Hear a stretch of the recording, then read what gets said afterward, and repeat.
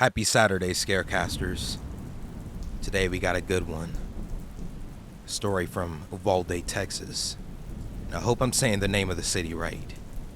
By the way, if you listened to yesterday's episode, I mentioned that I went to go see Halloween. And I must say, it was a good fucking movie. Go check it out if you haven't already. And let's discuss it on Discord, actually. If you need the link to my Discord, look at the description of this episode. So yeah, let's get to the bedtime story. Strange encounter while hunting in rural Texas. I was told that you guys might like this one. So yeah, this happened when I was growing up. Around 2004 or 2005 when I was only about 13 years old. It took place in a rural area, a good ways outside the town of Uvalde, Texas. The town itself was really small back then and not much to look at. Just one of those towns that really isn't on the way to anywhere important. My father knew someone who owned a deer lease that was about 1 acres. I think it was 1 acres. Which was right outside that area. And that person was complaining about a ton of hogs that were tearing up their land. With it being open season with the hogs in the south, my dad thought he would surprise me that summer and take me down for a week to go hunting for them. Not only did that help him with networking for his job, but it also gave us some quality father and son time. I remember the drive down there from Dallas was torturous. It was about a 7-hour drive in my dad's hardtop Jeep Wrangler. That car was so fucking uncomfortable. I hated it. All I had to do was either stare out the window or try to beat Super Mario Land 2 on my Game Boy Pocket. Something I was never able to accomplish in my youth. And that drive obviously took most of the day. So, when we got there, it was early evening. The owner of the land had told my dad that he hadn't had anyone lease it that year yet. The cabin and the property might be a little rough and dusty. I didn't really care. At this point in my life, I had been in scouts for a couple of years. Spent a lot of my free time in the woods or fishing with friends. Needless to say, I was pretty comfortable roughing it. So after unlocking the gate and driving to the cabin on the land we settled in, the cabin was pretty rough. Dust and dirt everywhere, flies. I remember that it looked like some raccoons had gotten into the cabin and crapped on the floor. After cleaning up a bit and getting the sleeping bags out, we then set up the cots and we decided to go to sleep. Something about that night felt very weird. I was never able to get comfortable enough to fall asleep for any restful amount. I couldn't put my finger on why, but I had that feeling that we were being watched. I was finally able to drift off for what I guessed was for about an hour maybe.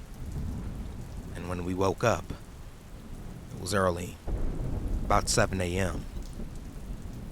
We decided to scout around the land for tracks and signs of hogs, and find a good place to set up a blind. It was the summer and horribly hot in the afternoon, so morning was the best time to be out and about. After walking around for an hour or so, we came to an area of trees, lightly dense, and luckily found some signs of hogs. Typical torn up ground where they had been rooting, so we followed them into the trees. I was looking for more signs when my dad stopped me with his arm. I remember looking up and seeing someone standing about 50 yards away. Some of their body was blocked by the trees. This was a private land, so they definitely weren't supposed to be there. We also got confirmation from the owner before we even got the lease that nobody was there. Not to mention the gate was locked up when we first arrived. The person was wearing some bright colored red jacket, and we slowly walked toward them. My dad called out something like, "Hey, we're hunters!" This is a private land. The person didn't move at all. Dead still. We were about 30 yards away and could see that he was turned away from us, with his hands in his pockets. Weird thing was that the person was in a ski jacket and what looked to be ski pants. Now this is Texas in the summer. It was about 98 degrees outside by then. My dad called out again, "Hey!" But still, no reaction. He told me to stay behind him and unsnap the clip to his pistol holster. It's all we had at the time since we were only scouting the area. The rifles were still back at the cabin. We approached the person's right side.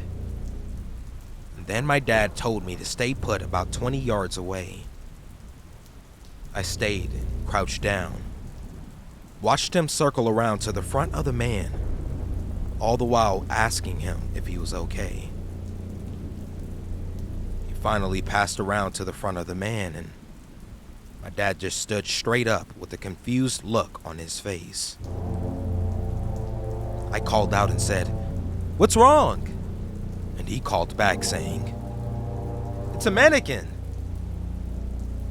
I walked over to it while my dad stood there staring. But as I got closer, one thing stood out the most. The clothes that it was wearing were brand new.